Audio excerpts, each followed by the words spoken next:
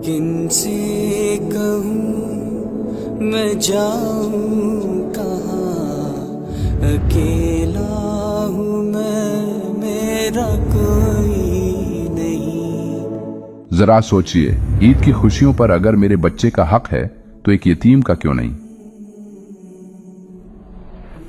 क्या ये इसलिए कि मेरे रब ने उसके सर पर से वालिद की रहमत का साया उठाया है? आइए इस बार सब मिलकर अहद करें कि ईद की खुशियों पर यतीम बच्चों का भी पूरा पूरा हक है और ये हक हम उनको दिलवाएंगे। अपने बच्चों के साथ यतीम और गरीब बच्चों को भी ईद की खुशियों में शरीक करके शामिल हो जाएं, लाखों दुआओं में। यतीम बच्चों की ईद की खरीदारी के लिए अल खिदमत फाउंडेशन के साथ ताउन कीजिए।